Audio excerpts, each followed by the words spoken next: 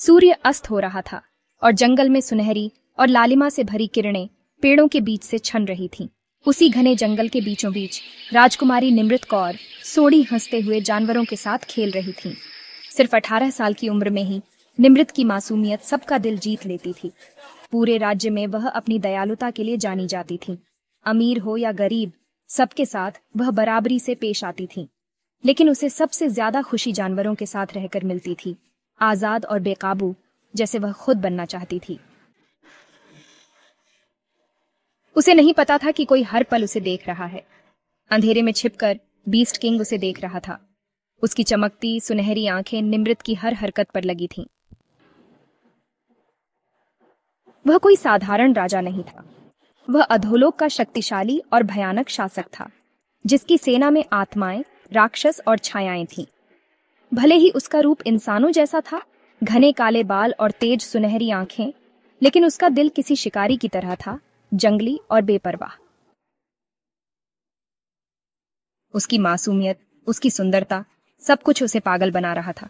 वह उसे पाना चाहता था। अगले दिन निमृत जंगल में और गहराई तक चली गई, वहां की सुंदरता में खोई हुई। लेकिन जैसे ही रोशनी धीमी हुई और जानवर चुप हो गए, हवा में एक सिहरन फैल गई। अचानक धुंध में से कुछ भयानक आकृतियां निकलीं, बड़े सींगों वाले जीव जिनकी आंखें जल रही थीं। वो कुछ समझ पाती उससे पहले एक विशाल आकृति उसके सामने आ गई, बीस्ट किंग। जब निमृत होश में आई, वह खुद को एक अद्भुत और रहस्यमयी महल में पाई, जो अधोलोक में था। दीवारें अजीब रोशनी से चमक रही थीं और वहां अजीब जीव इधर उधर घूम रहे थे। बीस्ट किंग उसके सामने खड़ा था। अब तुम मेरी हो, उसने कहा। तुम्हें कोई नुकसान नहीं होगा। निमृत डर और उलझन में थी। वह उसे चोट नहीं पहुंचाता था, बल्कि वह उसे सबसे अच्छे कपड़े, खाना और जो कुछ भी वह चाहती सब देता था। फिर भी वह अपने घर, अपने परिवार और अपने जंगल की आजादी को याद करती थी। दिन हफ्तों में बदल गए। निमृत डरती थी, फिर भी बीस्ट किंग ने कभी उस पर हाथ नहीं उठाया। वह बहुत शक्तिशाली था, लेकिन निमृत के साथ वह हमेशा शांत और नरम था। रात में वह उसके पास बैठा रहता और दिन में उसकी हर एक चाल पर नजर रखता। उसकी आंखों में एक अजीब सी प्यास थी, एक जुनून जिसे वह छोड़ नहीं सकता था। लेकिन निमृत का दिल उदास रहता। उसका पिता, जो एक मानव राजा था, उसे ढूंढने की पूरी कोशिश कर रहा था। एक दिन बीस्ट किंग को खबर मिली, राजा अपनी सेना लेकर अधोलोक पर हमला करने वाला है। बीस्ट किंग जानता था कि वह जीत सकता है, लेकिन अगर उसने मानव राजा को मारा तो निमृत का दिल टूट जाएगा। इसलिए उसने एक फैसला लिया, एक ऐसा फैसला जो निमृत को हमेशा के लिए उससे बांध देगा।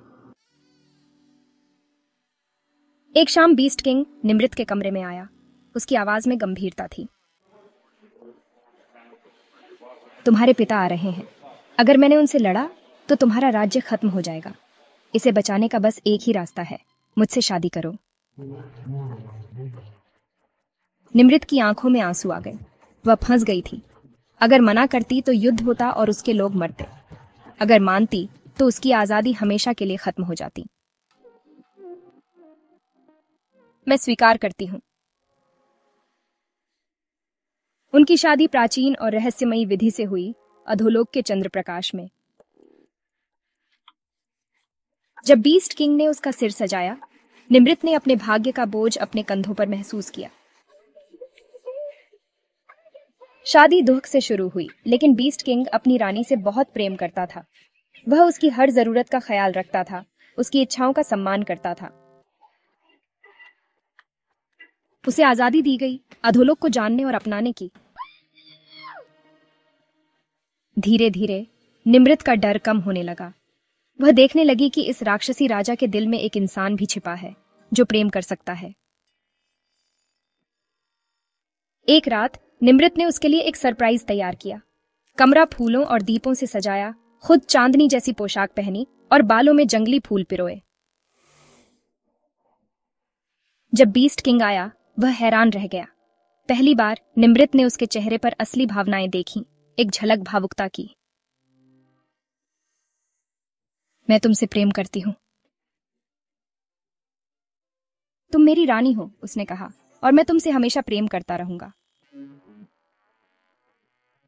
उस रात वे एक हो गए, शरीर और आत्मा दोनों से। 2 महीने बाद निमृत को पता चला कि वह गर्भवती है। उसने अपने पेट पर हाथ रखा और मुस्कुराई। उसके दिल में एक नई खुशी थी। तुमने मुझे सबसे खुश इंसान बना दिया, उसने कहा। मैं तुम्हें और हमारे बच्चे को हर हाल में सुरक्षित रखूंगा। वे दोनों मिलकर बच्चे के आगमन की तैयारी करने लगे। अब निमृत खुद को कैदी नहीं समझती थी। वह अब रानी थी, एक प्रेम करने वाले राजा की रानी। और जब उनके जुड़वां बच्चे हुए, एक बेटा और एक बेटी, जिनमें मां की दया और पिता की आग थी, तो उन्हें लगा कि उनका परिवार अब पूरा हो गया है। उनकी शासनी काल में अधोलोक और मानव दुनिया के बीच शांति बनी रही। निमृत और बीस्ट किंग साथ में राज करते रहे।